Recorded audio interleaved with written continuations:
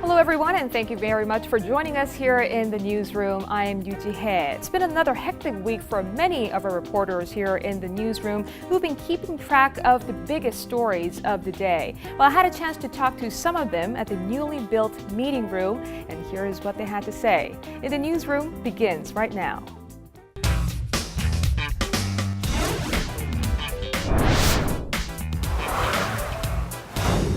Right, everyone, New Year's has always been about planning for positive changes and, look around. How do you guys like the new meeting room?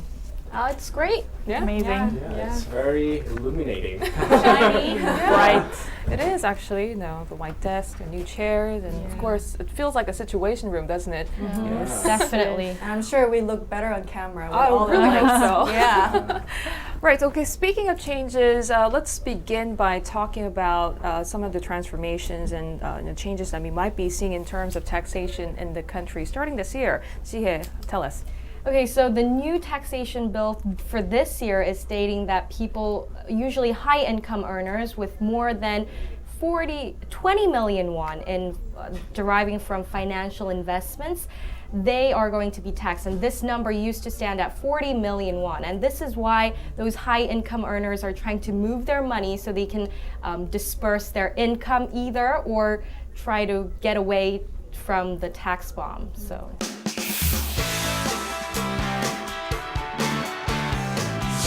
This bank, located in southern Seoul, which provides private banking services for high-income earners, has seen an uptick in business. Many of the customers come to ask about new investment outlets for their certificate of deposit, so they can get around a new taxation policy that took effect earlier this year. The government now imposes taxes on income of more than 20 million won, or roughly $18,000 that comes directly from financial investments. Last year, the minimum stood at $37,000. The dramatic decrease explains why high-income earners are now seeking other investment outlets. It's no surprise that around $11 billion were drawn out from certificate of deposit accounts in the fourth quarter last year. So you're saying the trend and sort of notable features on investment is changing. How so? Exactly. So they're getting out their money from certificate of deposit accounts, and they're putting their money in places where they can get around, as I said, from the tax bomb. That is due to the law that is changing this year. And basically, it's also about the tax bill, the new tax bill, but it's also about the low interest rate and all, et cetera, et cetera. And this is actually having a huge impact on how the money is moving in this financial market, and they're actually moving towards the stock market, and they used to be in a safer place like, as I said, certificate of deposit accounts, but now they're moving to stock markets or either immediate annuities, and that's also one investment outlet where investors can get away from the tax bomb. So you've mentioned stocks, but I can also imagine banks being swarmed with people who are there to look for tax-saving financial products. What are some of them? I mean, I personally met one of the private bankers, and they said that she mentioned ELS, which is a equity-linked securities, and that's also one investment outlet where investors can get away from the tax bomb by dispersing their financial income, and so that their financial income does not exceed 20 million won from this year. So that is one investment outlet, and yeah. And I hear that you had a hard time booking interviews from the banking sector people because this was a last-minute assignment. I know, because I was supposed to work inside the newsroom that day, but I went out and it was hard to book the interview and also shoot what I want to get, and also it was a last-minute report, so the bank was almost closed, so it was hard, but it was still, I think that's the fun of being a broadcast reporter. 신한은행 본사요. 홍보팀 좀 알려주시겠어요, 국민은행? 저 아리랑 TV 홍지혜 기자인데요. 올해죠. 올해 세법 관련하고 뭐 이런 것 때문에 어떻게 이제 자산 이동시키고 이제 이런 관련한 취재를 하고 있는데 오늘 방문해서 촬영을 좀 하고 황지혜 기자고요. 인터뷰를 또 짧게 하나 하고 싶은데요. 오늘 저희가 메인 뉴스가 10시라서 10시에 가서 거기 조금 스케치도 조금 했으면 좋겠어서 저희는 이제 그쪽 시간을 최대한 맞춰드리려고 하는 거거든요. 오늘 저희가 또 급하게 부탁드리는 거라 감사합니다. 네. 네, 황지혜입니다. 아, 예, 안녕하세요. 네네. 아유, 감사합니다. 유대역 2호선. 네, 감사합니다. 네. 됐다. 아, 저기 빌딩 안으로 들어와서 유리는 정지하는 수 있는데 이제. 저희가 인터뷰를 먼저 하고요. 1월 달에 2천만 원으로 다운된다. 어떻게 해야 되냐. 그 즉시연금은 2천만 원이 넘는 선거 없고. 그래서 이제 그게 매월 받는 거니까 2천만 원에 한도를 넘지 않게 분산시킬 겁니다. 그거가 다운이 되다 보니까 굉장히 좀 당황들 하세요. 네, 감사합니다.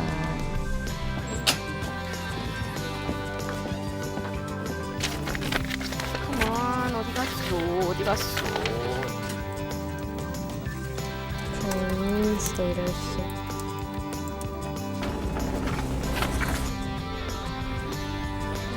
그거 종이. 잠깐만. 80.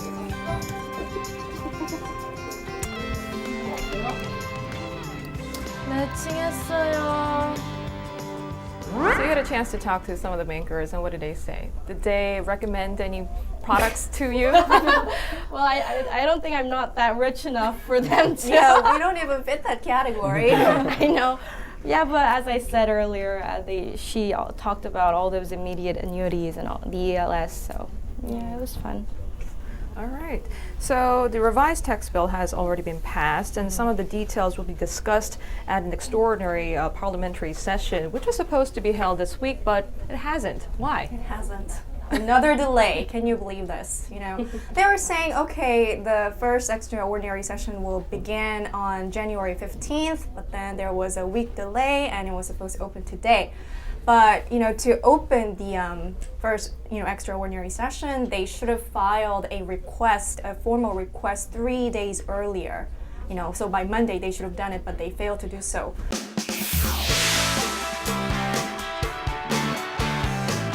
So why? Because the ruling and opposition party lawmakers cannot come to an agreement on a number of key issues, and one of them, as you guys know, is the issue of Sangyong Motor, mass layoff back in 2009. So before the presidential election, ruling party, leader Hwang Ji-hye said, you know what, if Park Geun-hye becomes president, we will carry out a parliamentary investigation looking into this matter. But now the ruling Central Party is saying, no, we gotta rethink. Because you know why? Because just recently, Sangyong Motor, hired 455 of those who got laid off back in 2009. So they cannot just come to an agreement. That's like the biggest thing. So, but since the ruling party and the opposition party cannot, come to an agreement because of their different ideas about what's the best for the people. It doesn't look like the first ordinary session will be held in any time soon.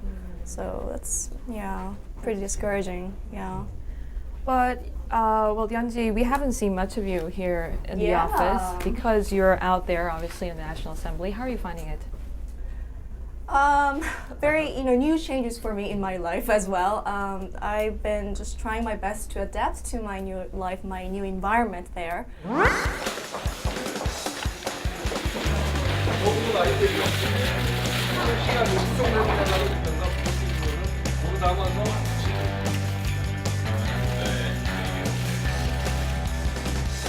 오늘 이 순간을 아시다시피 3일 내로 처리하도록 되어 있습니다. 오늘부터 청문회는 끝났다고 이야기하는 거예요. 저희들을 더 설득해야 되고 야당을 더 설득해야 되고. As soon as I do it, like you need to edit it really fast. Yeah, okay, thank you. Certain whether Lee Dong-hook will get the parliamentary. 네, 더빙 올렸어요.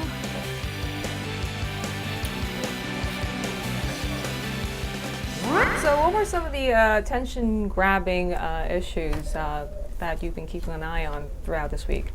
This week, the biggest event at the National Assembly was, of course, the confirmation hearing for the Constitutional Court Chief nominee Lee Dong-hook. Have you guys been following the Yeah, hearing? pretty much. Yeah. It's one of the Top biggest, stories, yes. top stories. So. That's right. So, the Constitutional Court Chief is the fourth highest position in the nation. So, people have high expectations for this person who may well become the next, Constitutional Court Chief. But then he has guess some it's various Moral standards on the. He has various corruption allegations, and he ruled on some sensitive cases involving Japanese colonial rule of Korea. So, one of the things. Pro-Japanese, they're saying? So, yeah, the rulings that he did, some of the controversial rulings, it seems like he's leaning towards, pro-Japanese. Although he's denied that allegation, but what it was that, so he ruled some years ago that it's unlawful, it's unconstitutional for the government, for the Korean government to recover the assets of pro-Japanese collaborators. Because he was saying, how can we prove that certain wealth was acquired through, collaborating with Japan at the time? But basically, other judges ruled that it was constitutional for the Korean government to do so because it's time for Korea to really put aside all those past, historic, things and then move on. But So his argument has been very welcomed by the Korean people, and obviously ethical lapses, like you mentioned, is being one of the problems. So we have a month left until the inauguration of the new president, and there are so already many we are things they need to seeing discuss other than this issue. The prime minister and other ministers, they need to have confirmation hearings for those, and then the new government layout and all that, but they're just stuck on this issue. Hopefully the parliamentary session, the extraordinary parliamentary session, will resume soon, and we could see some bipartisan efforts to try to improve the livelihoods of Korean people in the near future. Definitely. And one of the top priorities issues that is closely related to improving Korean livelihoods is, of course, job creation. Don't you guys think? So, Li-an, you've done a story on the phenomenon here in Korea. What can you tell us? So, in Korea, within the past decade, a lot of students have been taking time off college, and that's not really news. But in recent years, the reason behind why these students decided to take time off school has changed.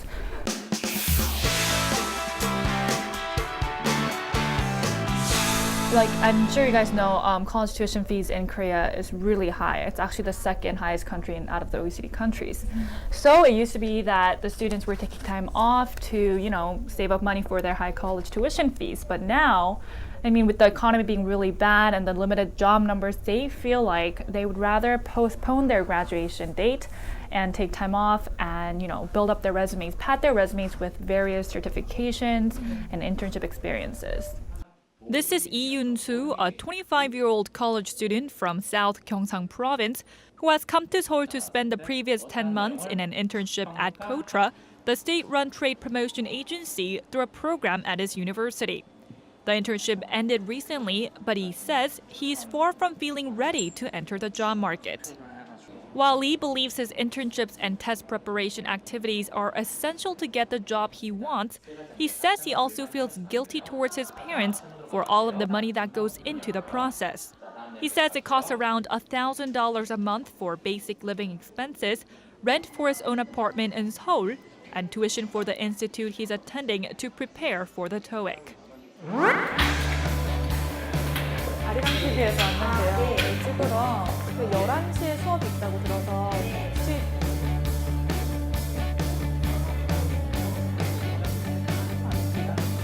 검은색 귀걸이가 뭐예요? 바로 앞에.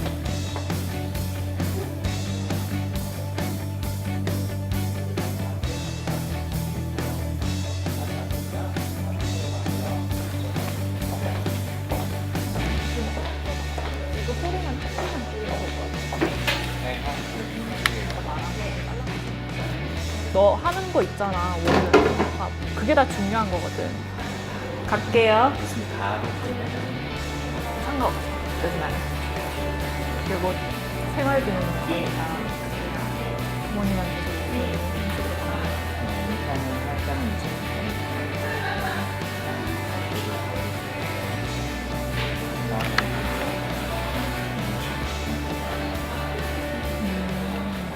My question is, are the things looking good for him after all that effort? Well, he's saying he feels definitely more ready than before. And about the money issue, it's actually pretty shocking, right? So he says he spends $1,000 a month. But that shouldn't really be surprising considering the fact that a local research institute said $13,000 is the amount of money that these average college students spend. Now, college tuition fee for a private four-year college in Korea is around $7,000. And you know how we're all talking about high college tuition fees. So that means an average college student is spending like 2 years worth of college tuition fees just by padding up their resumes with, certifications and whatnot. So I mean, He has his family who backs his plan to do so, to get a good job. It's like it's his parents or whatever that really supports him to do so. And I think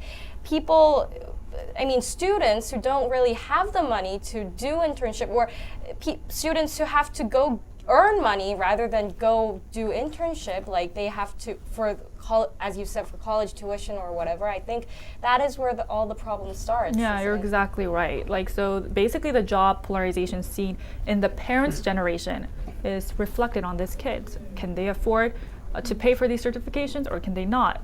If they cannot, they don't have a great amount of chance of getting a good job. I mean, so it is in a bigger picture of like a bigger problem than what it really is. So it takes longer time for them to graduate, and which means, especially for guys, they have to serve 2 years in the army. So which leads to late marriages. And, oh my God, it just leads to social problems. But you talked about the generational gap. Let's talk more in depth about that. Myung-kil, you did a story on it. Yeah, that's true. I did a story about how the generation gap in Korea is widening, and I'm sure in your own homes, right, with your parents, I'm sure you guys have some. Get on fine? Okay. Ji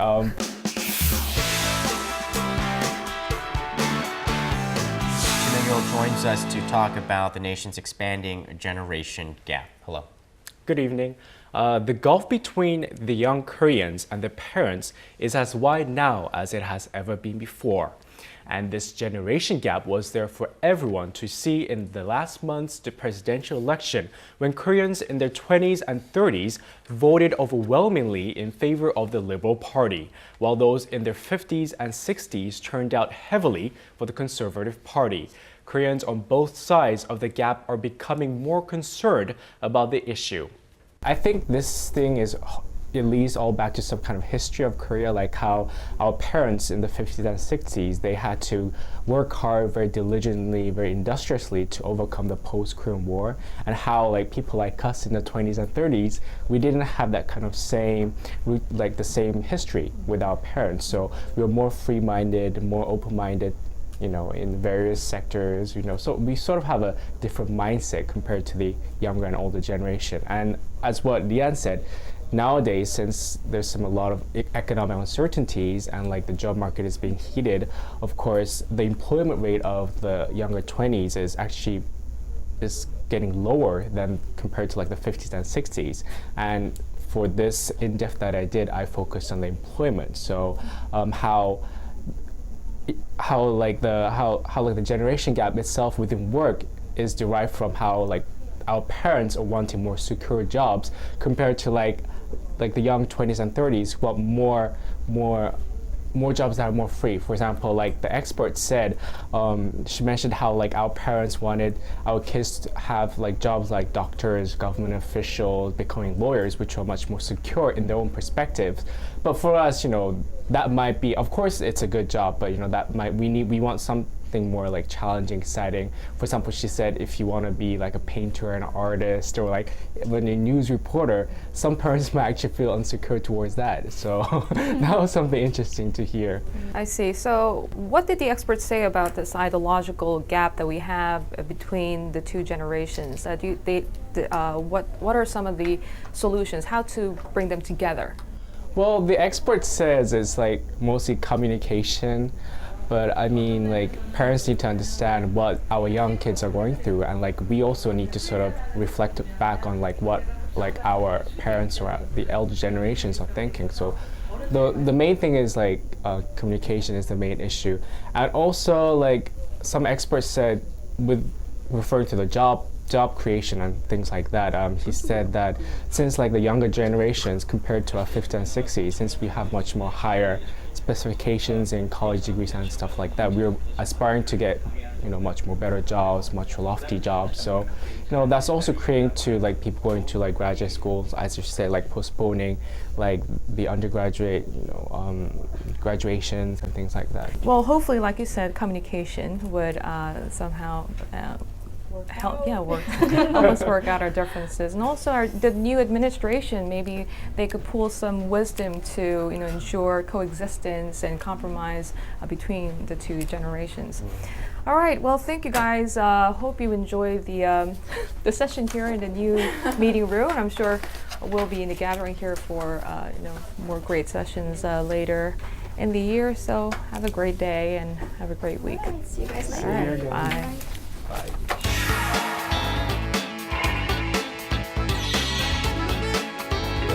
So we had two reporters out on the scene this week to cover two very exciting events. Now, one, our Kim Hyun-bin, was in the Alpine resort city of Pyeongchang to cover the upcoming 2013 Olympics Winter Games, which will kick off next week. And our Park Ji-won, she covered celebrations marking the Australia Day here in the capital. So let's listen in to what they saw and what they heard. Hey Ji-hye, I'm at the National Museum of Korea, where there's a pep rally for the Pyeongchang's 2013 Special Olympics is taking place. Over 260 Korean special athletes are in attendance, and they look very motivated and encouraged to take part in the event. The Special Olympics will be held in January 29th through February 5th, and over 3,000 special athletes from 110 countries will compete this year.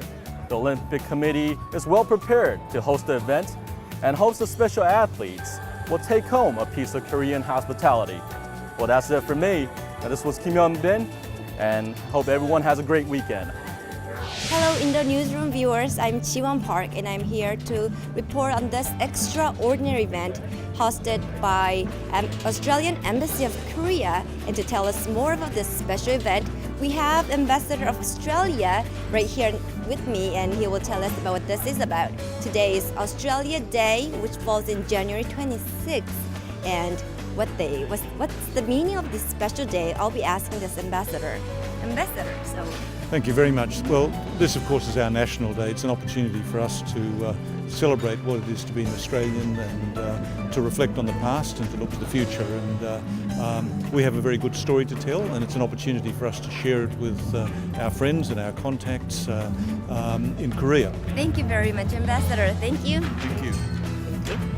So I guess just listening to our ambassador, you can see how this is great national holiday for Australians, and it's such a great honor for me to be here. So as you can see around this room, we have exhibitions by Australian business companies. We have some exhibition booths over here, and if we go over here, they are now being prepared, but we have art galleries of Australian Aboriginal art pieces and some photography exhibitions of Australia. So I think I have to go back to my work and write this article about this special day.